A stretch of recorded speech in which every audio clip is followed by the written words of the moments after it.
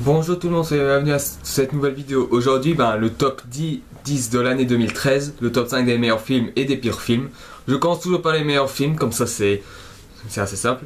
Mais bon, pour ce qui est du classement en soi, pour cette année, je trouve qu'il n'y a pas eu beaucoup de mauvais films. Enfin, d'un côté c'est bien, je m'en lasse pas, mais c'est vrai que ça aurait été bien si on avait un petit peu plus pour que je puisse les casser. Mais bon. C'est pas grave, mais bon, je dois quand même vous noter que déjà, je vous ai dit que pour le top 5 des pires films, ça a été difficile de trouver de mauvais films, aussi d'en voir quelques-uns pour essayer de voir s'ils sont mauvais.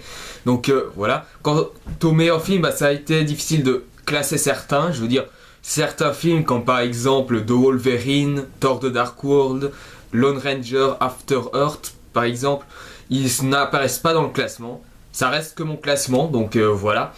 S'il y a des films que vous voulez qu'ils soient dans le classement et qu'ils n'y sont pas, ne soyez pas déçus, c'est juste mon classement. Vous pouvez faire votre classement si vous voulez dans vos commentaires. Donc voilà, maintenant passons au top 5 des meilleurs films 2013. C'est parti. Oui, j'ai fait un petit classement sur ce petit post-it. Alors, numéro 5, Iron Man 3. Franchement, celui-ci, surtout en 5ème position, j'ai eu de la difficulté pour mettre un film là-dedans parce que il y a eu Thor 2 qui est sympathique mais qui malheureusement souffre de l'influence Avengers. Iron Man 3 aussi, mais Iron Man 3 ça se voit pas trop en gros. Oui, peut-être la qualité de la mise en scène, mais sinon ça se voit pas trop. Pour ce qui est de After Earth, il est bien, enfin je l'ai aimé pour ce qu'il est, mais c'est vrai quand même qu'il y a quand même des passages qu'on aurait voulu qu'ils soient qu'ils allaient plus loin ou soit tout simplement qu'ils auraient pu supprimer. Quand par exemple bien sûr on aurait pu commencer le film par le moment où on raconte qu'est-ce qui s'est passé à la Terre avant de cette Terre, puis ensuite on retrouve après le personnage Will Smith avec son fils qui donc bien sûr ira sur Terre lors d'une expédition, etc. Voilà. Et aussi un autre point négatif sur Alteroth, c'est peut-être que voilà, j'aurais bien voulu que le père soit un peu plus soucieux de son fils parce que ok, je suis d'accord, il s'est dénué de ses émotions, c'est quelqu'un de l'armée, tout ça, mais ça aurait été bien si un moment où son fils est vraiment dans la merde, qu'à ce moment le père il réagit quoi, il dit s'il va bien, s'il entend que c'est des choses comme ça. Mais bon. Ensuite, il y a Lone Ranger, qui est l'un de mes coups de cœur de l'année 2013. Alors, après, oui, c'est vrai, le problème du film, c'est juste que c'est pas un film qui est extraordinaire. C'est pas un film qui va rester dans les mémoires assez longtemps. Et c'est ça le problème. Mais bon, reparlons de Iron Man 3. Alors, déjà, Iron Man 3, les qualités, c'est très simple. Il y a la mise en scène de Shane Black, même si c'est vrai qu'il y a le côté Avengers qui est ressenti, ça reste assez bonne pour ce qu'il est. Jon Favreau dans les précédents, il en a fait du bon travail, même si je trouve que le deuxième est moins bon que le premier. Voilà, c'est le moins bon de la saga. Et ensuite, pour ce qui est bien sûr des acteurs ils jouent super bien, Guy Pearce, Scarlett Johansson, enfin si c'est elle. Il y a également et surtout Robert Downey Jr. qui est vraiment excellent. Enfin, il a été déjà excellent dans les deux premiers Iron Man, mais ici franchement il est extra. Pour ce qui est des effets spéciaux, c'est super bien fait, même si c'est vrai que j'attendais quand même que les effets spéciaux soient un peu plus meilleurs parce que je dis juste qu'ils sont bien. J'ai pas dit qu'ils étaient moches, j'ai juste dit qu'ils étaient bien, mais ils auraient pu être encore mieux parce que ce que je trouvais c'était que voilà, les effets spéciaux à un moment ça faisait un peu penser aux effets spéciaux de films télé, donc ce qui est peut-être un peu évident puisque Joss Whedon, le réalisateur de Avengers, il a travaillé pour la télévision avant, c'était pour Buffy contre les vampires que c'est une petite série que j'aime bien mais que je regarde malheureusement pas beaucoup. Et ensuite pour ce qui est il y a Thor 2 qui c'est Alan Taylor, celui qui a fait Game of Thrones. Je n'ai vu qu'un seul épisode, mais j'ai un peu de mal avec cette saga, enfin à entrer dedans, pas parce que je le déteste, mais parce que j'ai du mal à entrer dedans. Mais sinon voilà. Mais bon, revenons à Iron Man 3 parce que je sors toujours du contexte. Pour ce qui est vraiment des moments forts, ben, c'est la destruction de la maison de Tony Stark. Il y a l'affrontement entre Robert Downey Jr. et l'un des extrémistes appartenant au mandarin. Il y a l'armée de Iron Man qui se fight contre l'armée du mandarin. Et enfin le combat final, ça veut dire le Robert Downey Jr. contre le mandarin. Donc voilà. Donc voilà, Iron Man 3 pour moi il est cinquième parce que voilà, même s'il est excellent, voilà, ce n'est pas le meilleur film 2013 que j'ai vu. C'est le meilleur de la saga Iron Man d'office, mais c'est pas le meilleur de cette année je trouve parce qu'il y a bien mieux qui est sorti. Donc voilà, pour Iron Man 3, 5ème place. Pas le pire, pas le meilleur, loin de là, mais c'est quand même excellent. Et ensuite, 4ème, et j'en suis fier, Man of Steel. Alors franchement, ce film, j'ai vraiment adoré ce film. C'est vraiment... je veux dire, ça corrige vraiment tous les petits défauts qu'avaient les anciens films. Enfin, j'aimais bien Superman Returns, c'est vrai, c'est quelque chose de plus humain, que le Superman, il se met un peu en question, même si c'est vrai qu'on a encore le côté Boy Scout. Ou même encore les deux premiers films réalisés par Richard Donner, même si je trouvais que maintenant ils ont beaucoup vieilli, ça reste quand même assez bien. Par contre, voilà, il y a quand même un petit mot que je dois dire par rapport à Zod, parce que pour moi, le Zod de Man of Steel, c'est le meilleur Zod de tous les films Superman, parce que, je vais être honnête, le Zod de Terrence Stamp, du premier et du deuxième film Superman, il était bien, je veux dire, il reprend le charisme, il avait un très bon, il jouait très bien, il donnait souvent un petit côté badass au personnage de Zod, mais voilà, il y a un truc qui le décrédibilise, c'est son costume. Le costume, on dirait un costume de magicien. J'avais l'impression, voilà, que Superman allait se battre contre Zod et que Zod lui il va combattre Superman avec ses tours de magie. Non mais je sais pas, mais il y a un truc qui saute aux yeux. Peut-être qu'à l'époque, oui, le costume était bien, mais maintenant, il est un peu ridicule, quoi, je veux dire. Et pour ce qui est de Man of Steel, déjà le Zod avec sa grande armure, il a aussi un peu ce genre de costume qui est un peu semblable à l'ancien Zod, mais ici il est beaucoup plus classe. Pour ce qui est aussi de la fonction de Zod, ici franchement, c'est pas bien sûr un méchant qui il détruit ceci et ci pour l'argent ou parce qu'il fait ça, mais c'est juste parce qu'il a été créé pour ça, tout bêtement. Et le Superman, moi je trouve qu'il est super bien représenté. Mais après franchement je comprends pas les acteurs du film. Il vous faut quoi d'autre, je sais pas. Un reboot, c'est les origines, donc c'est reprendre les origines mais dans une autre manière. Et qu'en plus de ça, vous gueulez parce qu'apparemment c'est pas la même chose que l'original. Est-ce que je vous rappelle qu'il y a deux versions de Superman et que cette version de Superman, Man of Steel, s'inspire de la version de comics book Superman Man of Steel et qui apparemment lui aussi a beaucoup été critiqué par les fans. Mais franchement, vous croyez quoi, que Superman est unique? Non, les super-héros ils ne sont pas uniques. Je veux dire, je regarde les Spider-Man par exemple, le costume n'est pas unique, il en a une pelletée. Batman par exemple, il en a eu, enfin je suis pas sûr, il en a eu 5, 6 environ, 5, 6 Batman. Donc arrêtez de me dire que le super-héros il est unique. Et Superman, même si oui, dans la chronologie c'est un héros unique, il a eu plusieurs versions. Et je peux dire que pour moi la version Man of Steel, il est bien mieux que l'original parce que l'original était beaucoup trop boy scout, quoi. Je veux dire, le mec, oui ok, il y a des petites bastons comme ça, mais c'était pas le truc qu'on voulait vraiment voir, du genre un peu comme certains films Marvel comme les Avengers ou encore dans les DC Comics comme la Ligue des Justiciers, même si c'est vrai que Superman est à l'intérieur. Voilà, je veux dire, ce qu'on attend quand même de Superman, surtout pour ce nouveau, c'est que quand même on allait un peu plus dans l'action et aussi plus dans les personnages. Les personnages pour moi, même si après on aurait voulu qu'ils soient encore plus développés, ils ne sont pas négligés, je veux dire.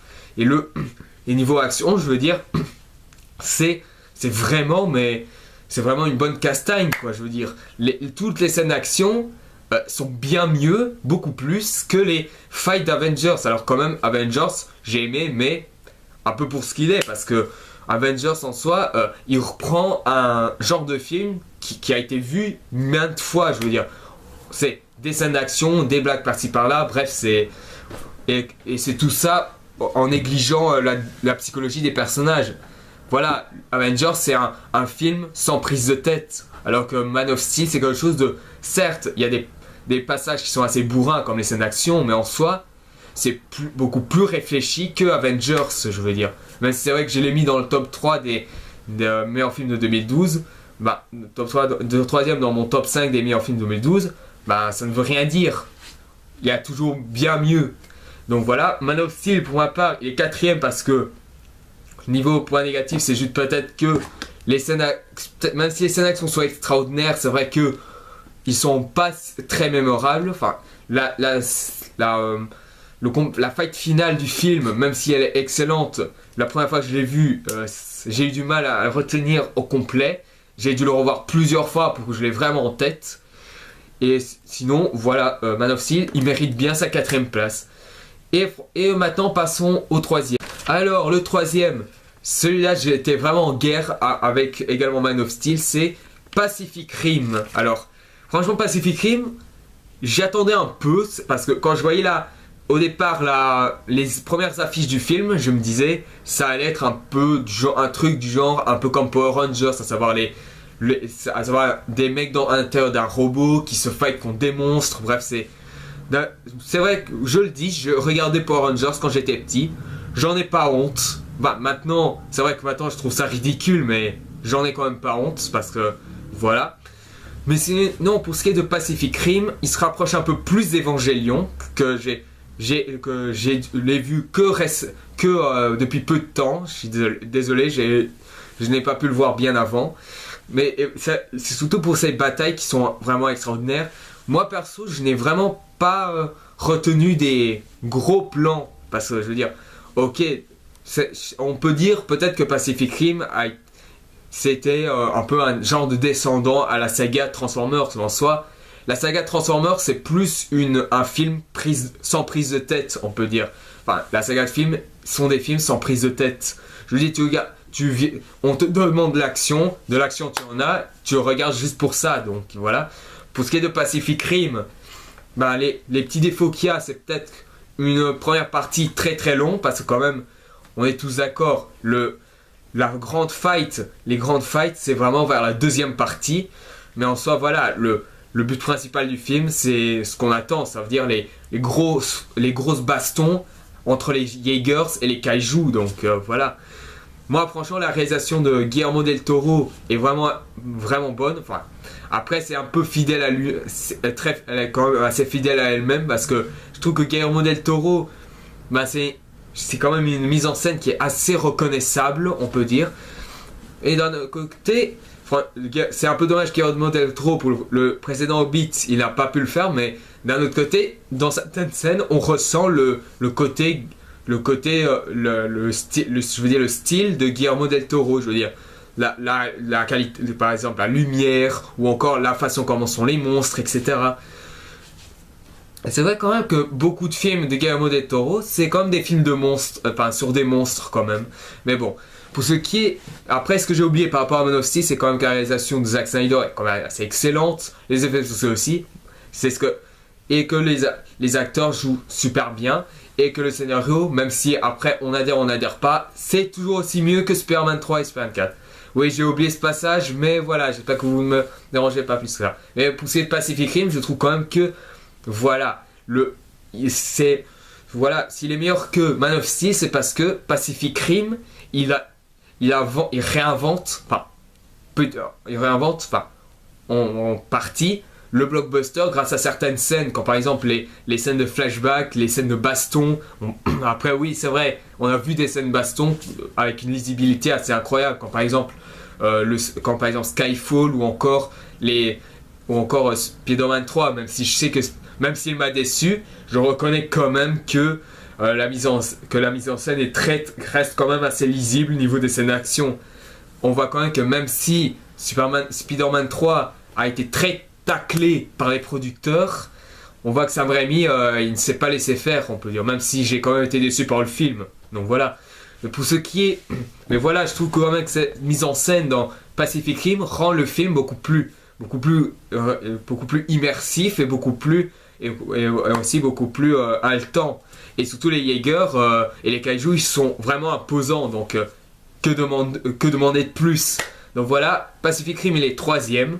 Parce qu'il manque peut-être à Pacific Rim, c'est peut-être que il y a certains personnages qu'on aurait voulu, par exemple, qui soient beaucoup plus intéressants à suivre, ou encore une première partie un peu moins longue, mais d'un autre côté, si c'était beaucoup trop court, on n'aurait pas eu le temps de développer les peu de personnages qui sont développés, donc voilà.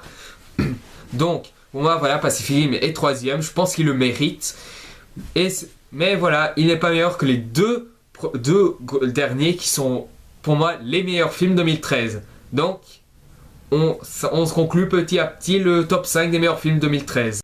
Deuxième place. Celui-ci, je l'ai vu, bien sûr c'est un film que j'ai vu récemment, comme un autre film que je vais dire après.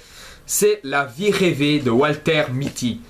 Oui, ce film, il est bien meilleur que Pacific Rim. Enfin, après c'est vrai, pas en tant que film d'action, je dis bien, mais en tant que film en lui-même, je trouve que Walter Mitty est bien mieux parce que déjà, l'histoire bien sûr on sait très bien, c'est qu'on suit quelqu'un qui est un peu évasif, qui veut vraiment dire ce qu'il pense à la fille qu'il aime bien, et que voilà, lorsque une photo d'un article a disparu, donc Walter Mitty décide d'affronter la réalité en essayant de la retrouver.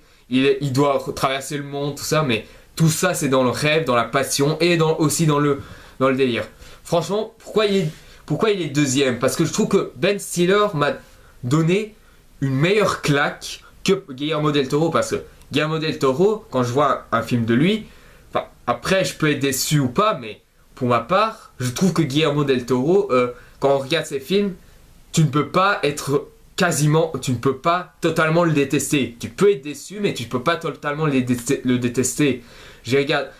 Quand j'ai regardé au départ le premier Hellboy, enfin au départ j'avais pas beaucoup apprécié parce que voilà, avant j'aimais pas beaucoup les films où les monstres étaient les héros, même si j'aimais bien le film Monstres et compagnie, mais c'est uniquement parce que Monstres et compagnie les monstres étaient rendus gentils, alors que dans Hellboy les monstres ils étaient vraiment monstres tels qu'ils sont, quoi, je veux dire, physiquement et psychologiquement.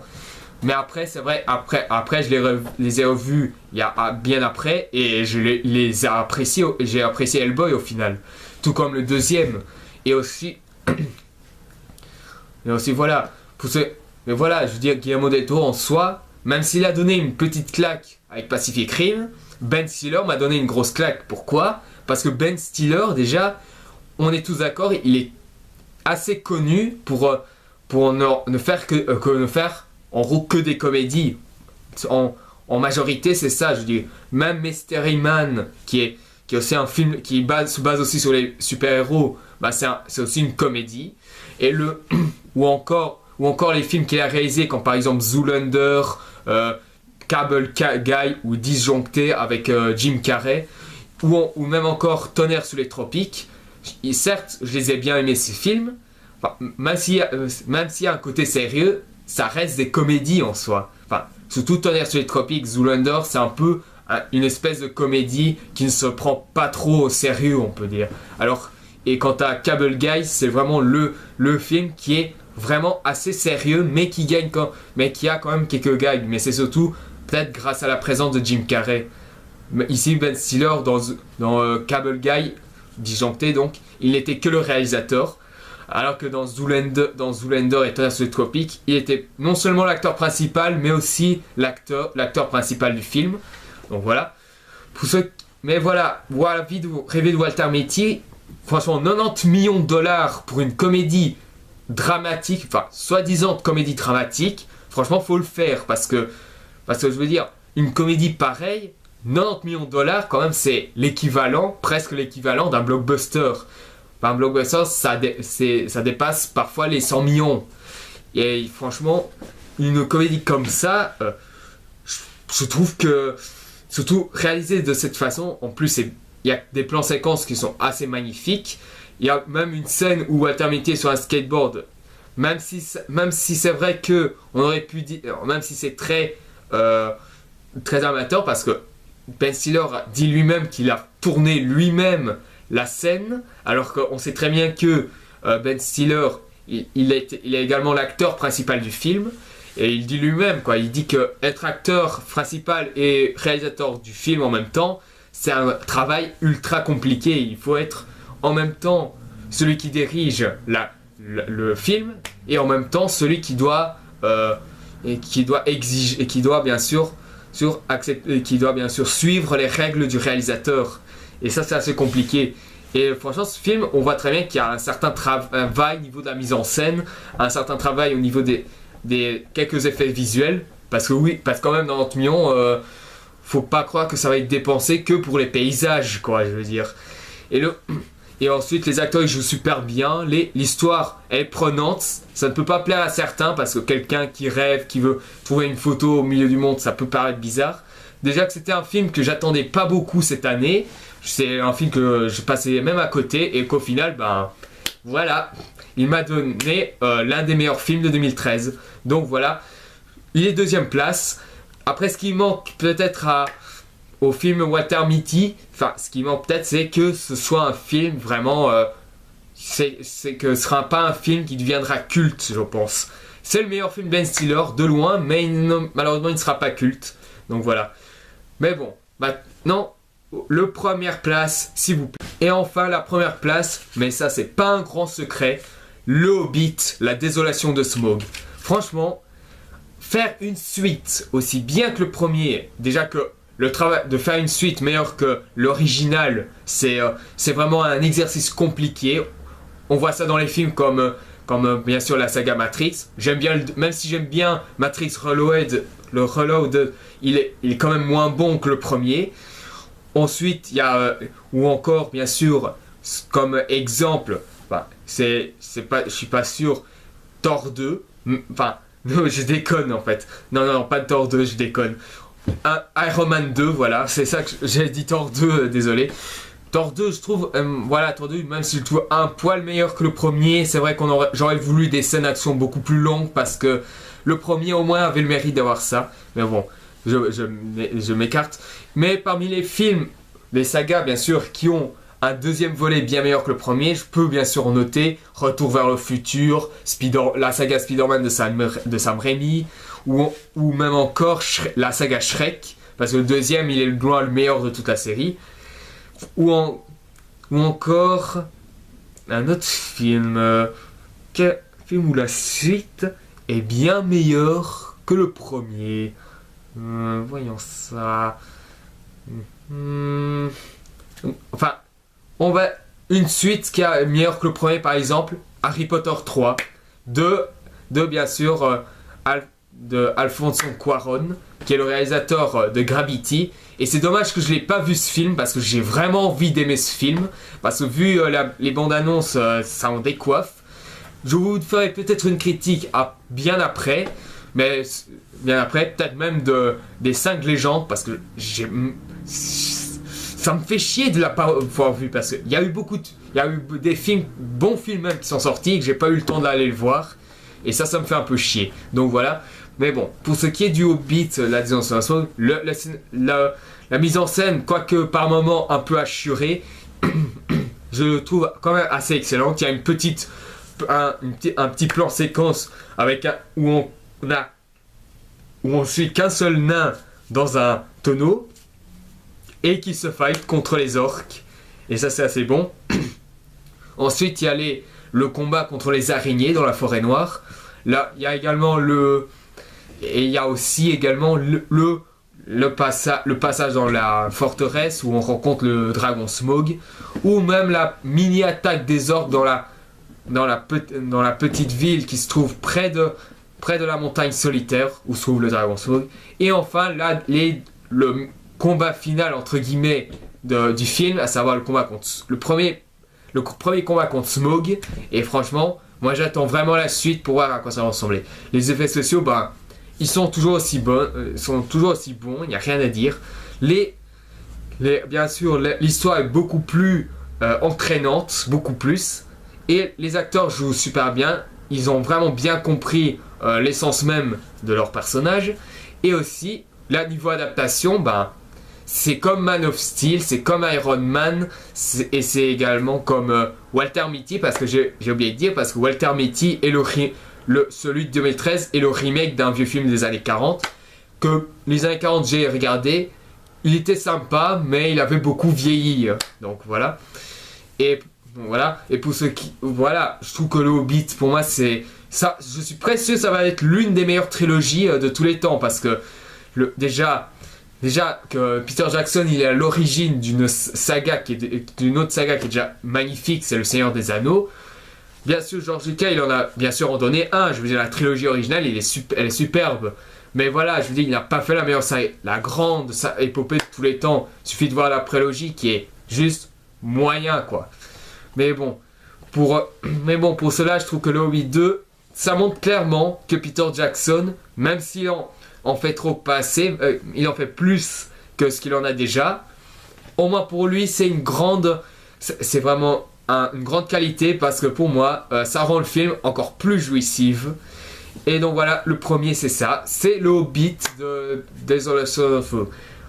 J'espère que en 2014, le dernier film, c'est un aller-retour, sera sûrement une immense claque. Je veux bien le voir, surtout en fin d'année 2014, et en espérant que s'il arrive à faire un troisième film excellent, je le considère directement, le Hobbit sera l'une des meilleures trilogies que j'ai vues depuis longtemps. Donc voilà, les meilleurs films c'est fait, maintenant passons au pire. C'est parti. Alors maintenant, les pires films de 2013, ça a été difficile, je vous le dis, pour en trouver, parce qu'il n'y en a pas eu beaucoup. Alors 5ème place, je pense qu'il mérite un peu, c'est Percy Jackson 2. Alors Percy Jackson 2, franchement, autant j'ai aimé le premier, que c'était un petit movie fantastique, assez simple, carré, ça ne volait pas des masses, mais voilà, il y avait quand même un petit plaisir à le voir, réalisé par Chris Columbus, qui a fait les 2 premiers Harry Potter, et qui a fait également les 2 premiers Maman j'ai raté l'avion, qui a été scénarisé par John Hughes, et paix à son âme, parce qu'il est mort depuis un certain temps. Alors voilà, Percy Jackson 2, ce que je peux dire, c'est que j'ai l'impression que même en tant que suite, il y a des passages où j'ai l'impression que qu'ils ont voulu une suite qui n'avait rien à voir avec le premier film, parce que autant le premier film, c'était voilà Percy Jackson qu'on lui disait qu'il était fils d'un dieu. Enfin voilà, tout ça se jouait sur ça. Je veux dire, c'est Percy Jackson qui au départ, il n'assume pas le fait qu'il est le fils d'un dieu, en gros. Dans le deuxième, on a l'impression qu'ici il doute du fait qu'il a sauvé l'humanité, et que les gens, ils continuent à allez, regardez, c'est le petit comique là. Alors quand même, c'est le mec qui a quand même sauvé le monde, quoi. Je veux dire, le voleur de foudre, qui est Luke, le fils de Hermès, il voulait conquérir le monde avec la foudre de Zeus. Et franchement, voilà, je veux dire, là, pour sauver le monde, on mérite quand même un peu de respect. Et quand j'entends le personnage de Percy Jackson qui dit que c'était un coup de chance, juste un coup de chance, moi je dis non, c'était pas un coup de chance. C'est parce que tu n'avais pas le choix. Soit tu te battais tu arrêtais Luke, ou soit tu crèves, tous tes amis aussi, et l'humanité serait voilà, il serait en esclavage, quoi. Pour ce qui est de la mise en scène, je trouve que bon, c'est pas extraordinaire, c'est simple, il n'y a rien d'incroyable. Autant Chris Columbus dans le premier, il avait fait un travail assez soigné. Le deuxième point, les effets spéciaux, je les trouve moins, même s'ils sont pas moches, je trouve qu'ils sont moins inspirés que dans le premier film. Le premier film avait des très beaux effets spéciaux, et pour ce qui est du jeu des acteurs, ils suivent juste les directives, ils font ce qu'ils peuvent. Et quant au scénario, le scénario en soi, il est juste pour les scènes d'action, tout bêtement. Mais ça ne change en rien pour la qualité du film, je veux dire. S'il est 5ème, c'est juste pour un truc très simple. C'est parce que le Percy Jackson 2 a au moins un petit mérite, c'est de le regarder sans prise de tête, tout simplement. Voilà, c'est pas le pire, c'est pas le meilleur loin de là, mais voilà, il mérite la 5e place, c'est tout. Donc voilà, voilà pourquoi il est le moins pire, les autres par contre, ouais. Alors le 4e c'est G.I. Joe 2, Conspiration, ou en anglais Retaliation. Alors, franchement j'attendais beaucoup de ce G.I. Joe 2, j'avais beaucoup aimé le premier film, qui était un nanar, sûr. Le scénario ça ne pétait pas des briques. Mais Stephen Sommers, il avait fait un bien meilleur travail dans la mise en scène et dans les scènes d'action. Et il avait compris que les G.I. Joe, voilà, c'était pas quelque chose qui est fait pour avoir un très bon scénario. C'est juste fait pour des scènes d'action tous aussi barrées les unes que les autres. Pour ce qui est de G.I. Joe 2, même si les scènes d'action, c'est pas de la mauvaise volonté, il y a des moments où les scènes d'action sont parfois beaucoup soit trop rapides ou soit sont mal filmées. Enfin, pas aussi mal filmées que Die Hard 5, je vous préviens, mais G.I. Joe 2 est quand même d'une mise en scène assez hachée, je veux dire. Et le réalisateur, je pense c'est John Ashok, je comme ça, c'est le réalisateur de Never Say Never, qui est le documentaire sur Justin Bieber, ou du tout nouveau documentaire de Justin Bieber qui est Believe. Alors, peut-être que j'en parlerai, Believe, mais pour ma part, je considère pas vraiment ce documentaire comme un documentaire. C'est juste comme un film musical, je pense. Idem pour Never Say Never, même si c'est vrai qu'on donne un peu quelques moments où on essaie de parler de sa vie, mais pour vous dire une avis rapide sur Justin Bieber, il ne m'intéresse pas. Juste ça, il ne m'intéresse pas. Je ne l'aime pas, je ne le déteste pas. Juste, il ne m'intéresse pas. C'est musique, même si c'est vrai qu'ils sont assez, même si c'est vrai qu'ils restent longtemps dans la tête, c'est pas une musique qui transporte, c'est pas une musique qui nous fait déconnecter. C'est voilà quoi. Je veux dire, c'est juste bancal, c'est tout. Et c'est pour ça que je dis que Justin Bieber, il ne m'intéresse pas. Pour ce qui est mais voilà, reprenons quand même sur G.I. Joe 2. Alors, le problème de G.I. Joe 2, c'est que ils essayent de faire une bonne histoire, alors que, contrairement au premier film, le mérite qu'avait le premier film, c'était que c'était un bordel dans un bordel dans les scènes d'action, mais voilà, la mise en scène était bien rythmée. C'était basé que sur ça et c'était ultra jouissif, même si on est quand même d'accord que ça reste quand même un gros nanar, c'est un mauvais scénario. Mais bon, pour ce qui est du premier et du deuxième film, c'est que voilà, il y avait quand même un acteur qui me titillait la tête, c'était The Rock ou Dwayne Johnson, qui a joué dans Fast 5, qui est vraiment excellent. Et dans Fast and Furious 6, que c'est vrai que j'aurais voulu le mettre dans le top, mais que malheureusement, voilà, c'est juste un film sans prise de tête, donc voilà. Et je trouve que The Rock, en ce moment, bizarrement, il s'améliore en tant que jeu d'acteur. Je veux dire, au début, il a eu du mal, mais après, franchement, il s'est vraiment dépassé, quoi, je veux dire. Il s'est surpassé. Et ici, même si dans G.I. Joe 2, il est fait son minimum, il sait très bien que G.I. Joe... il ne fera pas de lui il ne sera pas son film culte, donc voilà. Pour ce qui est des effets spéciaux, quoique bien fait, mais malheureusement voilà, ça aurait été plus excellent s'il y a pas un moment il y a certaines scènes d'action qui auraient pas dû être trop hachées, ça aurait été plus immersif, ce qui était le cas pour le premier film. Et voilà, le problème avec le deuxième, c'est que il y a quand même des passages où ça nique la logique du premier film. Par exemple, dans le premier film, on disait que le personnage de Arnold Vosloo, alias la momie, qui faisait le rôle qui fait un personnage qui prendra la place du président, il dit que lui-même qu'il il a vu tous les mimiques, il a observé toutes les mimiques du président et qu'il sait les faire à la perfection, alors que dans le deuxième film, il est obligé d'avoir le président avec lui, et bien sûr, il se trompe par exemple, de placement de pouce, etc. Après, c'est un petit détail, mais en soi, une suite est censée être en lien avec son prédécesseur, et quand je vois ça, voilà. Mais le plus gros, je dis, mais il y en a d'autres comme ça, je veux dire. Par exemple, Snake Eyes, qui était vraiment cool dans le premier film, c'était vraiment le personnage qui nous donnait vraiment envie d'aller voir le film. Ici dans le deuxième, il est assez distant. Je trouve que l'histoire de Snake Eyes, ça ralentit un peu plus l'histoire. Et aussi, franchement, on a rajouté la nièce, je dis la cousine de Storm Shadow. Mais celle-ci, je vois pas trop l'intérêt parce qu'elle ne fait pas grand-chose. Mais le plus affront, c'est Storm Shadow. Je veux dire, qu'est-ce qu'il vient faire dans cette suite? Je veux dire, dans le premier, il s'est fait tuer par Snake Eyes et il a reçu toute une base aquatique sur sa gueule. Il n'a pas pu survivre. Après, vous allez dire, oui, mais c'est G.I. Joe, c'est con comme la lune, c'est normal qu'il y a des trucs de ce genre. Oui, mais en soi, quand je regarde le fait que, avec toute une base, ce qu'il a reçu et qu'en plus de ça, il s'est fait transpercer, là, c'est bizarre, quoi, je veux dire. Mais bon, G.I. Joe 2, pour ma part, il est 4ème place. Il est bien pire que Percy Jackson 2, qui était vraiment sans prise de tête.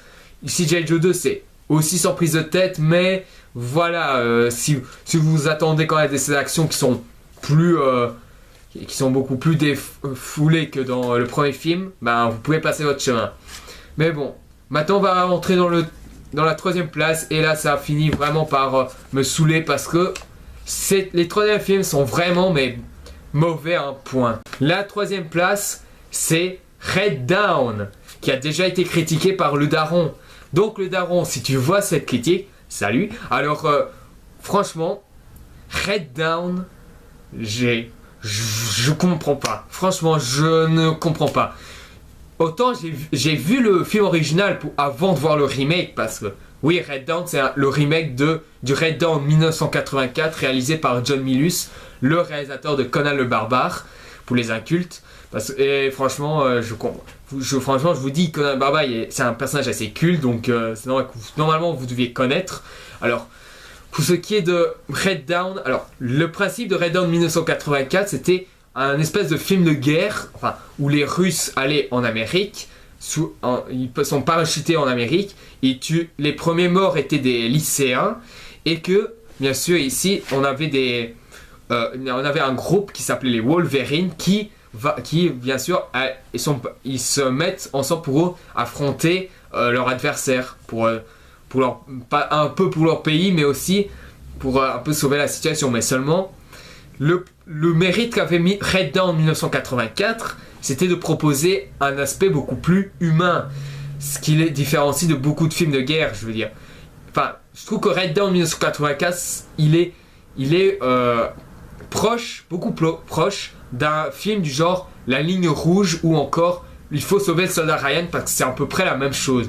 Parce que Terrence Malick pour La Ligne Rouge et Steven Spielberg pour Il faut sauver le soldat Ryan, ils ont bien sûr montré la guerre telle qu'elle est. Je veux dire, La Ligne Rouge, c'était la guerre au Vietnam, et quand il faut sauver le soldat Ryan, c'est la Seconde Guerre mondiale au moment du débarquement à la Normandie. Bien sûr, ils montrent tout ça de manière assez réaliste et plus dans un point de vue humain. Bien sûr, Il faut sauver le soldat Ryan, on aurait pu dire que c'est un peu con qu'une petite escadrille de soldats ils partent pour essayer de sauver une seule personne, mais en soi, je trouve, ça permet le temps de développer les personnages. Idem pour La Ligne Rouge, même si c'est vrai qu'ici c'est plus les personnages qui priment que la guerre en soi. Pour ce qui est de Red Dawn 1984, c'est que la fin se terminait de manière assez pessimiste.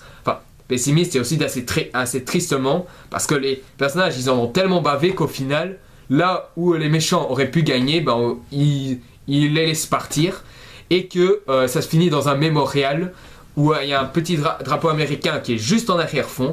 Ça montre que même s'ils l'ont protégé pour le pays, ils ont perdu beaucoup de personnes bien. Mais bon, voilà, c'est vrai que je n'ai pas parlé du remake pour l'instant, mais c'est pour vous mettre une idée sur l'original, parce que en soi, voilà. Pour ce qui est du remake maintenant, alors le remake, j'ai vraiment pas compris pourquoi ils ont fait ce film, parce que autant le premier film c'était de l'époque, parce que les Américains contre les Russes, c'était à l'époque de la guerre froide, c'était un film d'époque, alors que Red Dawn 2013, je vois pas l'intérêt de faire un remake, Ça, c'est vraiment le remake inutile, quoi. Je veux dire, le Red Dawn, c'était un film d'époque. Si c'était un film d'époque, si tu fais un remake, tu as plus de chances de te faire biaiser que réussir, quoi, je veux dire. Je prends un exemple, le Psycho de Gus Van Sant, qui est le remake de Psychose, qui est le film culte de Fred Hitchcock. Pourquoi ce film, d'après vous, il a été un échec critique et commercial? Parce que c'était le remake d'un grand classique qui était vraiment intouchable, parce qu'il se suffisait à eux-mêmes, il suffisait à lui-même. Mais pour ce qui est, voilà, mais voilà, je veux dire, le seul mérite qu'avait le remake de Psychose, même s'il est inutile, c'est qu'il a permis de bloquer la voie à d'autres remakes de Psychose. Donc voilà, d'un autre côté, même si reste un remake inutile, au moins il a ce mérite. Red Dawn, lui, 2013, lui, il a aucune excuse.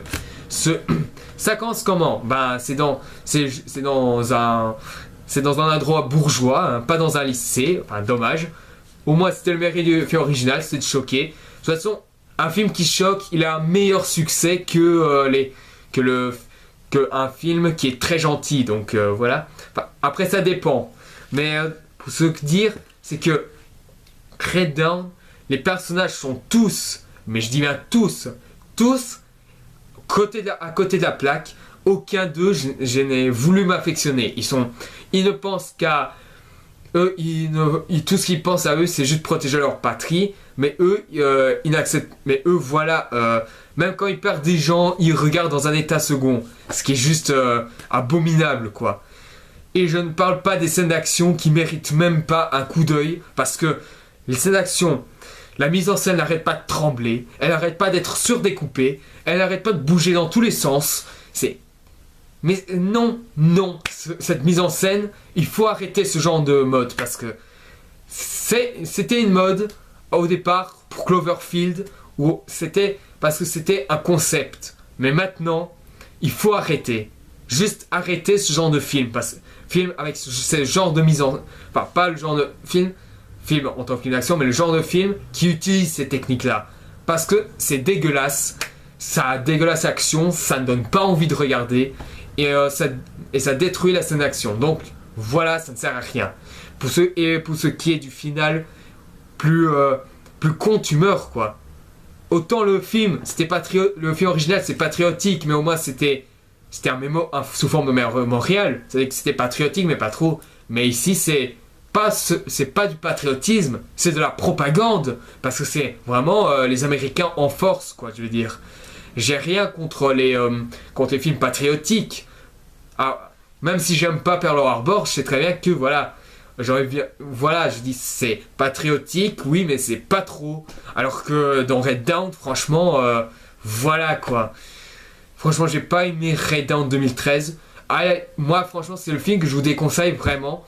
C'est à la limite, revoyez l'original, voyez d'autres films de guerre, comme par exemple La Ligne Rouge ou encore Il faut sauver le soldat Ryan, ou même Full Metal Jacket de Stanley Kubrick, ou même l'original, Red Dawn 1984, mais ne vous habituez pas au remake parce que, franchement, il y a des films qui ont mérité des remakes, comme Le Choc des Titans, ou encore, je suis pas sûr, ou bien sûr des films comme King Kong, Godzilla, mais des films comme Red Dawn, qui est un film d'époque, ou Psychose, qui est un film est un film qui est exceptionnel en soi. Tous ces films qui sont du genre Red Dawn 1984, ils ne méritent pas un remake. Voilà, c'est tout. C'est comme Conan le Barbare, ils ne méritaient pas le remake. Donc voilà. On se rapproche petit à petit de la fin et ça me plaît de plus en plus parce que les deux derniers sont vraiment des gros morceaux. Alors le deuxième, lui, c'est un film que j'ai vu vraiment, mais vraiment à la dernière minute avant de conclure le classement. C'est Angélique, Marquise des Anges. Alors je l'ai pas vu au cinéma, je l'ai vu en streaming avec une qualité assez médiocre, je dois vous dire. Mais en soi, même soit en qualité médiocre ou que ce soit en qualité HD, le film, mais il est mal fait. Non mais je vais pas dire que la mise en scène elle est pourrie, mais en soi, mais en tant que qualité, mais c'est la qualité du film est bâclée, quoi, je veux dire. Déjà, qui a produit le film d'après vous? C'est EuropaCorp. Et EuropaCorp, alias Lilou Productions, qui est la boîte de Luc Besson, le producteur de Yamakasi, de Banlieue 13, mais aussi de la putain de blague qui est Banlieue 13 Ultimatum, et aussi du très très très médiocre Lockout. Alors franchement, pour ceux qui connaissent les productions Luc Besson, vous savez de quoi je parle. Pour tout ce qui est le réalisateur, c'est pas... Il était très bon à l'époque avec le Grand Bleu, Nikita, Léon et le cinquième élément. Mais avec Arthur et Minimoys, là franchement, voilà. Le seul film qui a relevé les niveaux, c'est les nouvelles aventures d'Adèle Blanc-Sec, mais en soi, voilà quoi. Mais voilà, pour ce qui est Angélique Marquise des Anges, le réalisateur c'est Ariel Zetoun qui a réalisé bien sûr Yamakasi, le tout premier, qui au départ devait être réalisé par je suis pas sûr, c'est François Nérif, c'est François Nérif, c'est comme ça, qui lui franchement il disait lui-même avoir une bonne vision des Yamakasi. Alors franchement je l'ai attendu peut-être. Pour ce qui est des Fils de Vent, j'ai pas encore vu, mais apparemment c'est lui qui l'a fait. Non, en fait, maintenant je me souviens de son nom, c'est François Séry, voilà. Mais pour ce qui est de voilà, Ariel Zetoun, franchement, c'est un yes man. Enfin, pas vraiment un yes man, mais c'est plus un yes man, genre un mec qui est très vite manipulé. C'est quelqu'un de très manipulable, quoi, je veux dire. Et quand on voit que c'est lui qui a terminé en catastrophe Yamakasi, ça veut tout dire, quoi. Et pour ce qui est des soi-disant scènes d'action, enfin des combats, franchement, on essaie de nous faire croire qu'il y a un côté Matrix, alors qu'on est en 1664. Je comprends pas, quoi. Je veux dire, Matrix et l'époque de 1660, Angélique, Marquise des Anges qui se passe en 1664 et Matrix qui se passe dans un futur proche, c'est deux univers assez différents, hein, je dois vous le dire. Et niveau décor, niveau histoire, mais c'est chiant, là, je veux dire, en même temps, l'histoire, voilà, elle était très simple, c'est l'histoire d'Angélique qui, voilà, elle souffre du fait qu'elle va être mariée de force et que, voilà. Mais seulement, voilà, le final, quand on voit celle-ci finalement se marier avec celui qui le force à se marier, non, ça ne passe pas. Ça détruit quasiment le thème principal, à savoir contre le thème du mariage forcé, ça veut dire la fin, l'amoureux, enfin le personnage principal ne tombe pas amoureux de celui qui veut le forcer à l'aimer. Il tombe amoureux de la personne qui s'intéresse vraiment à lui. Donc voilà. Et pour ce qui est des acteurs, bon, les acteurs jouent mal, mais de manière générale, il y a deux acteurs que je trouve s'en sortent un peu bien, c'est Gérard Lanvin et Thomas Sisley, qui, même si je trouve que il ne devait pas être là, parce que je vous le dis, Tommy Sisley, il a interprété Largo Winch dans les deux premiers Largo Winch. Apparemment un troisième film est en post-production, mais apparemment c'est un genre de préquel. Et donc voilà. Pour ce qui est de Thomas Sisley, il n'est pas d'origine française, ça veut dire que c'est quelqu'un qui vit, bon allez, je vous dis, il est d'originaire Afrique du Nord, quelque chose comme ça.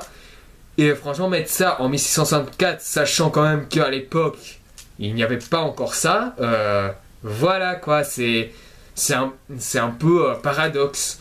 Et franchement, sinon niveau à part, mais bon voilà, Thomas Sisley, même si je trouve qu'il est inutile dans le film, il aurait pu, il a un bon jeu d'acteur malgré ça. Mais voilà, Angélique Marquise des Anges est vraiment mais pas terrible. Pour ce qui est de son succès au box-office, il se plante, ce qui pour ma part, ça c'est tant mieux, parce que apparemment à la fin ils disent que c'est la première partie, enfin ce film c'est la première partie et que vu qu'il se plante, la deuxième partie, soit ils ne vont pas le faire, ce qui nous fera plaisir, ou soit tout simplement ils vont le faire, mais pas dans très longtemps, mais pas de si peu quoi. Mais bon, voilà, c'est le deuxième film. Maintenant, le premier, il n'y a aucune surprise. J'ai ça, il n'y a aucune surprise. Et enfin, le dernier film, c'est ce film-là, Die Hard 5. Ce film, c'est une blague, une grosse blague. Et ça n'a aucun secret pour personne, hein, vu sa médiocrité. Déjà, la mise en scène, elle est catastrophique. Déjà, c'est John Moore, c'est le mec qui a fait Max Payne. Il a fait le remake pourri et inutile de La Malédiction, The Omen, en version originale. Déjà, le mec, il ne sait pas filmer, et ça le montre clairement. Les scènes d'action sont vraiment torchées, mais d'une lisibilité mais insupportable. Il est illisible, c'est ça. Les effets spéciaux, c'est peut-être le truc qui sauve le film, mais voilà, si il n'y avait que ça, voilà. Les acteurs, ça se montre très bien par la couverture. Ils s'emmerdent. Bruce Willis s'emmerde. Jay Courtney s'emmerde. Tous les acteurs dans ce film s'emmerdent. Et le truc, hein, c'est le niveau scénario, ben, c'est le pompon, quoi. Je vais juste pas dire qu'il n'y a pas de scénario, en fait. C'est juste très simple. En fait, c'est deux idiots qui foutent la merde en Russie parce qu'il y a des terroristes qui veulent un mec pour de l'argent. C'est tout. Et apparemment, dans ce bonus, il y a des scènes inédites. Et les scènes inédites, ils sont pourris. Surtout le dernier, c'est un combat contre un mec que Jack McClane, alias Jay Courtney, a voulu tuer. Qui est lui aussi est d'une lisibilité, mais vraiment pas terrible. Et ben ici, les scènes inédites, malgré ça, ils ont un côté plus nanar. Et c'est ça qui m'inquiète parce que c'est ça qui m'inquiète un peu, vu que le film, il est juste une bouse irregardable. Je vais pas aller plus loin parce que ce film-là, c'est à vous déconseiller totalement. Franchement, ce Die Hard là, faut l'enterrer, faut le jamais voir de sa vie. Donc voilà, voilà, merci d'avoir vu ce top 10 de mon top 10 des films de 2013. Je ne sais pas si vous a plu. Si vous avez mettez un j'aime, si vous voulez en savoir plus sur les prochaines vidéos à venir, abonnez-vous. Si vous avez des jeux ou des films à proposer, envoyez-moi des commentaires, on en discutera. N'oubliez pas de poser des questions ou de partager ma vidéo. Et de voir mes précédentes vidéos si vous ne les avez pas encore vues ou si vous êtes nouveau à découvrir ma chaîne. Donc voilà, pour la prochaine vidéo, ce sera bien sûr la vidéo qui passe sur la pâtisserie. Ouais, j'ai ça. Et bien sûr, je vous dis à la prochaine et au revoir. Et pour faire plaisir à tous ceux qui ont dû souffrir pour voir ce film, je vais vous faire un petit plaisir assez simple. T'aurais jamais dû exister. T'aurais jamais dû t'appeler Die Hard. Et t'aurais jamais dû tuer John McClane. Et tu mérites plus que de te détruire. Tu mérites d'être ignoré et d'être dans cette poubelle.